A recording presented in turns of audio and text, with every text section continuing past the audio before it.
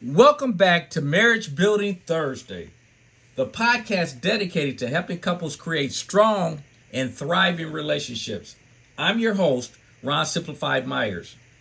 Today we have an important topic to discuss, one that is very crucial for any relationship to work in every relationship that has faced challenges, and that is rebuilding trust. Now, trust is the foundation of all healthy relationships, and when it's broken, it takes effort and commitment to heal and restore it. Now, I know many of you instantly start thinking, in time. Yes, time is an element, but I believe time relates to how long it takes you to decide to eliminate or stop holding on to old stories and beliefs and be open to new stories and beliefs. Because time by itself, it will never heal. But we can get into those kind of things in later podcasts. But in today's episode, we want to explore effective strategies and practical steps you can take to rebuild the trust and strengthen your bond. So let's jump right into it. First off, understand the impact of broken trust. Now, this is something you can discuss with your partner, but I think we're all very, very clear that without trust, we don't have a relationship that can function. Because I'm always questioning what you're doing, where you're at, and vice versa. So I think that's pretty clear. I think we understand the significance of it, but it might be a good topic to have anyway. You also want to explore the effects of broken trust on an individual and the relationship as a whole. Because when trust is broken in a relationship, it can have significant effects on both individuals and the relationship as a whole. Here's some points that you need to expand on the effects of broken trust. One is emotional impact, betrayal. Ooh, that's a scary one.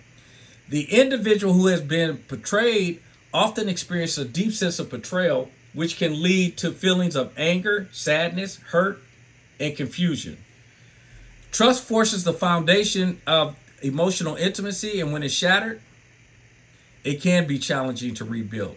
Hopefully, that's not something that you have to deal with, but if you do, this one you're going to have to be patient with the person who has been betrayed. And guess what? They're the ones that get to hold on to how long they want to, because if you're the person that created the betrayal, you can't demand a time. Although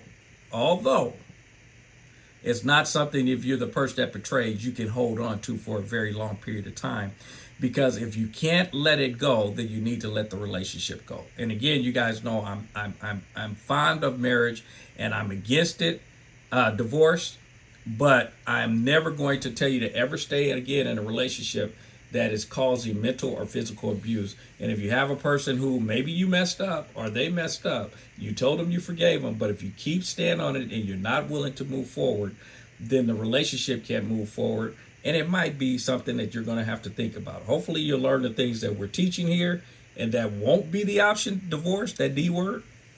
But if that's what it comes to, because there's, to me, being in an unhealthy relationship is not good for you, your life, the journey, kids, if you have them, because they're watching that. And it also, what it does for you as an individual, it could decrease your self-esteem.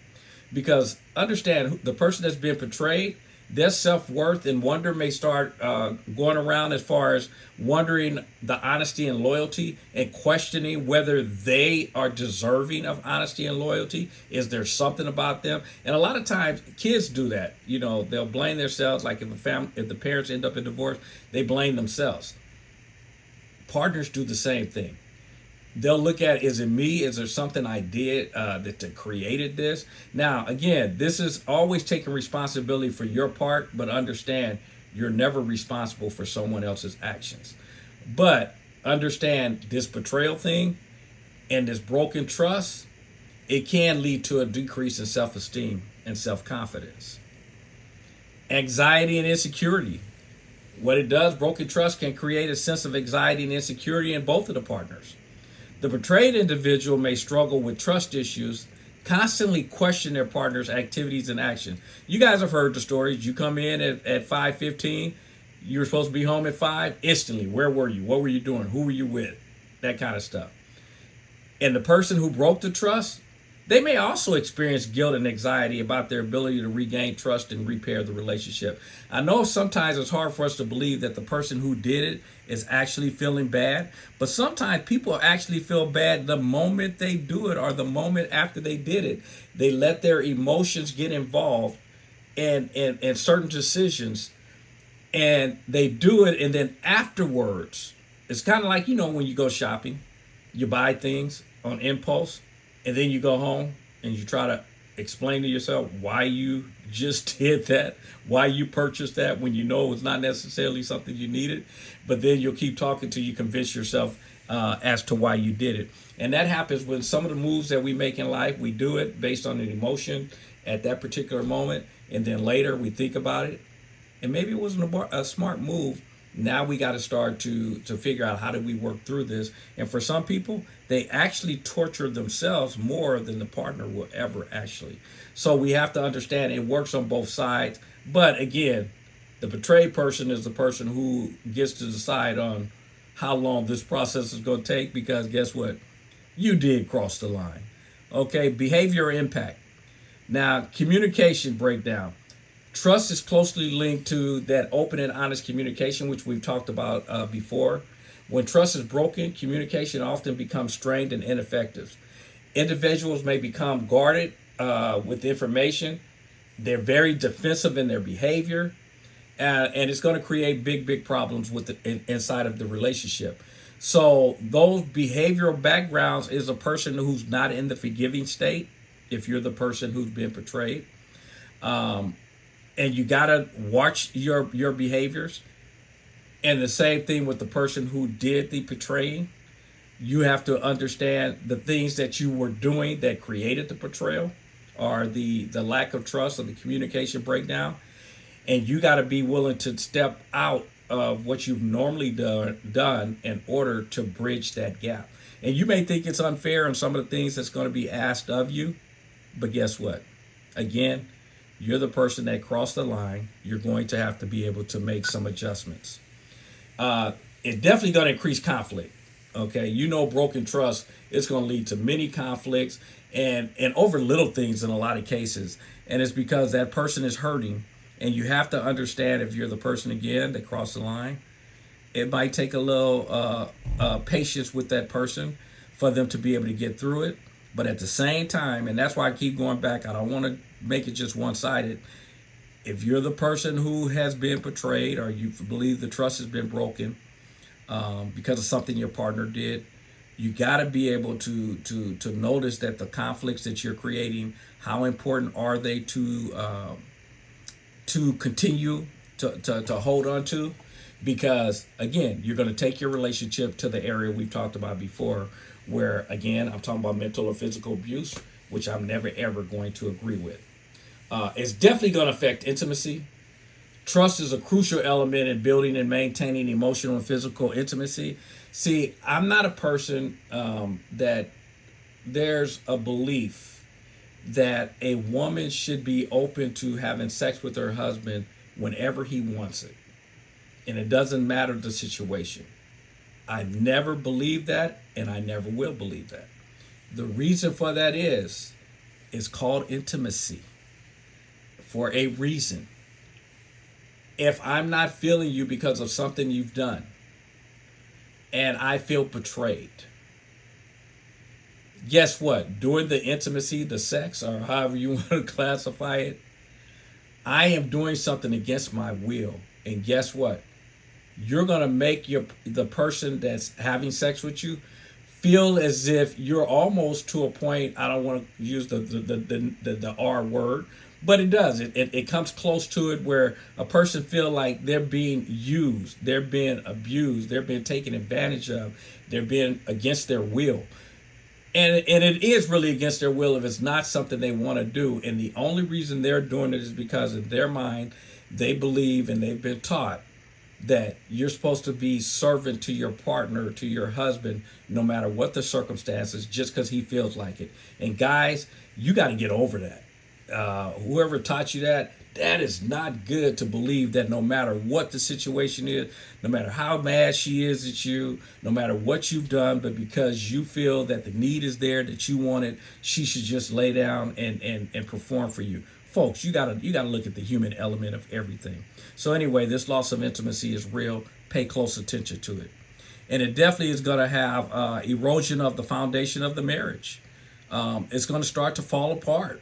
When that trust is broken, the foundation is weakened and the stability of the relationship is compromised. So this is when it's going to be challenging to restore that sense of security, but we both have to be participating. You notice I said both. This is not a one person heal all situation. We both have to be involved in making this happen or it can't happen. You're going to deal with loss of reliability where you feel like anything that I would normally trust you to do, I don't want to ask you to do because I don't believe in you anymore. Think about that. When your partner doesn't believe in you anymore, doesn't trust you anymore, doesn't think you're reliable, man, we know that leads to the possibility of that D word, the dissolving of the relationship ending up in divorce. So it's essential to recognize the effects of the broken trust. And it comes in various forms from person to person and relationship to relationship. But rebuilding this trust, it requires patience, understanding, and a willingness to address underlying issues. And some of it may not be issues that you actually brought into the relationship that your partner still hasn't resolved. But we're in this relationship, especially since we're talking about marriage, that you got to be willing to work with that person so that we can commit to growth and helping that person through that. Why? Because we both win. But understand, it is possible to heal and restore the relationship. Now, let's also highlight real quick before we close out here some of the common causes of trust issues, because it can vary from different factors. And it's important that each individual in the relationship is unique. So therefore, what you consider a trust or a common cause may not be the same for your partner. As you've heard me say before, people talk about it's common sense. May be common to you, but it may not be common to anyone else. So you have to be willing to understand that a relationship is just that. It's relating. Let's talk. Let's discuss any and everything. But we talked about the infidelity and betrayal. Some of the causes could be past trauma experience, which we touched on a little bit. That lack of open communication. I've had people tell me. I had a young lady who was talking to me the other day. She was telling me that the guy she's with, whenever she wants to, where she disagrees with something he said or something he did, and he doesn't want to talk about it, he'll shut down and he'll walk out of the room or whatever. And I told her, you're in the dating stage and he does that? Folks, if your partner is already doing that in the dating stage, why would you move to the marriage state? Now, of course, since we're dealing with marriages here, you're already inside of it. But we got to work on this communication stuff. This not being open to talking and turning your back and walking away. Now, if you need to calm down because you know your temperament and you may say something that can hurt the relationship, I agree. Just tell the person, let me calm down for a little bit. We can get back to this. But folks, never ever be in a position that you're not willing to have a conversation with your partner and things that are important to them that may not seem important to you. Because again, if you don't, that starts to cause just what we're saying, trust issues. Because now I feel like whenever I need something, I want something, I can't even talk to you. Trust issues. Now I understand control and manipulation. Okay, we know people do this. They will manipulate you. Do not create that inside your relationship, because it definitely erodes trust. When I notice that all you're doing is manipulating me, where some people want to cry and they're faking. Some people will stick their lip out. Some people will throw stories at you like, poor me, that kind of story of what has happened to them in their past. And it's only been used for control or manipulation. Folks, do not bring that into your relationship. If it's already there, let's work on getting that changed. And folks, all the stuff that I'm covering here, we'll cover more detail and as coming future podcasts. I'm just kind of giving you some highlights on things that are very important in this particular segment. And watch out when you have the inconsistent and unreliable behavior. Just like I said, the person, if you normally get home at 5, you start getting home at 5:15 and 5:45 and 7 and stuff like that. And there's really no reason that you're doing it. Folks, danger zone. And also, let's deal with lack of boundaries. Trust has to be comprised of boundaries. Life has boundaries. I had someone tell me, I'm looking for a man that puts me in check. And I started laughing. I said, this is not a put you in check boundaries conversation. This is a maturity conversation. You're an adult. The only reason a person feels like they ever have to check you is because you crossed boundaries. Why are you crossing boundaries as an adult? And in the growing stages, in the early parts of relationships, maybe some of those boundaries you're learning.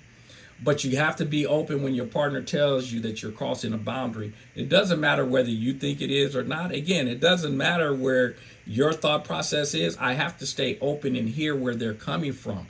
Not saying that they're right or wrong, but it's being open to hear, okay, this is a boundary. Why is this a boundary? This is how remember we talked about before about the safe space and being able to go somewhere where we can talk. That's what this is all about when we're creating boundaries and stuff. Why do you feel this way? You know what I mean? And then I can share with you my perspective, and then we'll come to an agreement. Also, look at personal insecurities. People have some personal as we talked about before, that low self-esteem. They got the fear of rejection. Again, relationships are about working together to address those issues, especially in this podcast, since we're dealing with married people. You're already in the relationship. You may have to go back to all the stuff that we're talking about now and work on those things inside of your relationship because they weren't resolved in the beginning. But you need to address them now if you want that relationship to last. There's another cause could be substance abuse or an addiction. Somebody gets into something. Most people, the abuses come later. Early in life, they have those in the beginning. It's not too many people that get into it later, like drinking and stuff. If a person did drink in their earlier stages, it's very rare they're going to start doing that when they get older. It does happen. Don't get it twisted, but normally that's not the case. If a person doesn't drink, they don't drink. It's usually something that they've done in their earlier stages, and they've realized this was a way that they addressed certain issues, and they went back to that to address issues versus dealing with the issues. But again, all of these are causes of breakdown. But the bottom line is we have to communicate so that we can address these issues and help each other move forward. Because again, we are a team. So commit to changing and having that open communication. Take responsibility and be willing to apologize if you're the person at fault. Sometimes you're going to apologize just because they believe you're at fault. I know for some of you that's tough. It's like, but I didn't do nothing. If it brings peace in your home, let's be able to apologize and be able to move forward, because we can't tell a person that their thought process and their beliefs are wrong because they're their beliefs. I don't have to agree with you. I've said that before. Love to me is accepting a person, place, or thing just as it is. I didn't say agree. I said accepting. That acceptance is kind of what we're talking about here. I can accept that you believe that. I'll apologize because you believe that to be true. It doesn't mean I agree with you, but I'm willing to help you through that process and understand this is something that you hold dear to you, and I accept that. Again, doesn't mean I have to agree. Two separate conversations. So let's work on rebuilding trust, and that comes from consistency and transparency. You got to be willing to be open, as we talked about before. The lines of community, especially if you're one of those people, the cheating is the issue. and your partner may want to look at your phone. Again, I know some of you that's a big issue. Somebody going through your phone, folks. If you have nothing to hide, what's the problem? My wife had all my passwords for everything. I had all hers. Who cares? We're in this together. I mean, it's there's nothing that I need to hide. And if you're the person that crossed those lines, guess what? There's some things that you're going to have to be willing, as I said earlier, be willing to go through, because you're working on building that trust. And if you need to, folks, go get some professional help. Hopefully, something like this, my podcast, will help you and get you to that point, and help you guys through it. But if not, go get professional help. And don't listen to the world telling you there's something wrong with you, especially guys. If the world is telling you there's something wrong with that, don't listen to that. Your relationship is more important than listening to what the people out here in the world are saying. Go get the help if you need it. And more importantly, be patient, have forgiveness, and be willing to move forward. Because if you don't have forgiveness, you can't move forward. So bottom line, I know rebuilding trust is a challenging journey, but with dedication, some open communication, a commitment to change, it is possible to heal and restore your relationship. Remember, trust, it's going to take some effort to rebuild. And setbacks may occur along the way. But you have to be patient and forgive each other. And this will create that stronger bond, is knowing that we're in this together. And I always talk about that, folks. It's you and I against the problem, not you versus me. And if you notice that is going on in your relationship, that is you versus me, we got to turn that around, because we're on the same squad and we can't win if we have different agendas and we're fighting against each other. We have to get on the same squad. And as you guys know, it ain't right, it ain't wrong, it is my opinion. I look forward to talking to you guys on Monday, Self-Love Monday. We'll be back in the house. And as you guys know, in the meantime, if you're not having fun, you should be doing something else. I'll talk to you guys on Monday. Take care. Bye-bye.